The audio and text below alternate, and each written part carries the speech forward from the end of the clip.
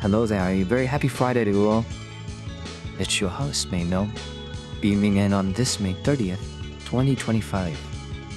Right then, today I'm dusting off a real interesting piece from the archives, a trendy one that caught my eye.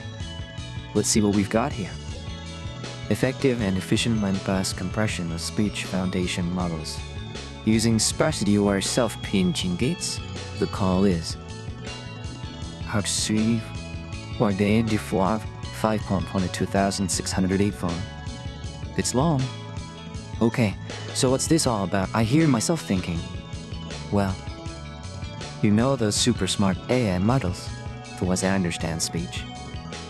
Things like Level 2.0 HuBERT, they're called foundation models. They're brilliant for automatic speech recognition. That's correct. Oh boy, they're massive. Huge. They come to patiently hungry beasts, they are. This makes it a real pain to use them on things with. Let's say like our phones are all on deadly gadgets, or solar environments, as they call them. So this paper, it's tackling that exact problem. We've come up with a new way to shrink these models. We compress them without losing their smarts. And they call it, get this, Sparsity-aware Self-pinching Gates. Sounds a bit like a fancy garden tool, doesn't it? But it's clever stuff. Essentially, they found a method that combines model pruning, which is and updating the model's parameters all in one go. On one pass stage, they say, that's efficient. I like that. And the really neat part is these self-pinching gates. They only need a single learnable threshold for each layer of the model, so not much extra baggage to make the model small. Tiny. In fact, it's adding only 72 extra bits for wavegrowth. Will permanent terabytes. 144 for HuBERT-large. That's practically nothing. Pretty impressive if you ask me. They managed to reduce the number of parameters in WAV 12.0 arrays by 65% and large models by 60%. And here's the kicker with no statistically significant increase in the word error rate. So the models get much smaller, but they still understand speech just as well. Classless compression, they call it. Magic. Now, how does this stack up against other methods? I wonder. Well, they compared it to things like uniform magnitude-based pruning or HuBERT. That's where you just chop off the same percentage of the smallest bits from every layer. This new method is much better, especially when you want to make the model really small, like over 50% sparsity. It's smarter because it understands the different layers in the AI. Might be more or less sensitive to pruning.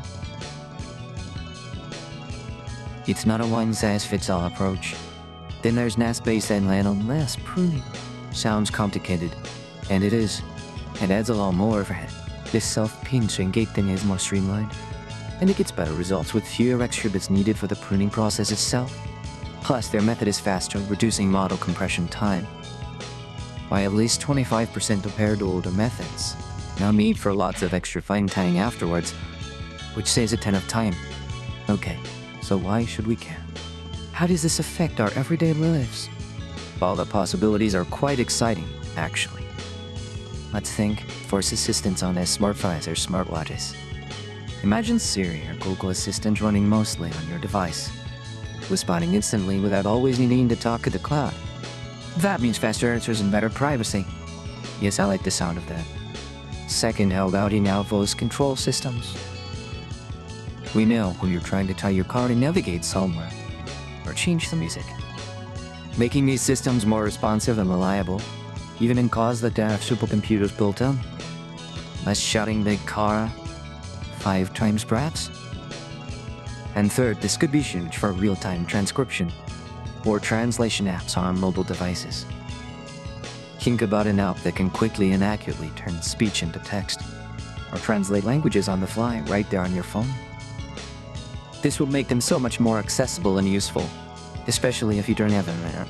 You could even extend this to volume controlled gaming. Imagine more complex and super responsive voice commands in games, especially on mobile or less powerful consoles, or even assistive technologies in proven speech recognition for. HuBERT aids or communication devices for people with speech impairments, making them more portable and efficient. So this Sparsity-aware Self-pinching Gates method, it's not just some academic exercise. It's about making powerful speech AI more practical, more efficient, and more useful for all of us. They our word error rate of 7.5% on a specific test with a model called Waffle-Base, whilst crushing it down by over 4 times. That's really something. A very clever way to put these digital elephants on a diet, without the losing their memory or smarts. Fascinating stuff indeed. Wait, what's next on the pile?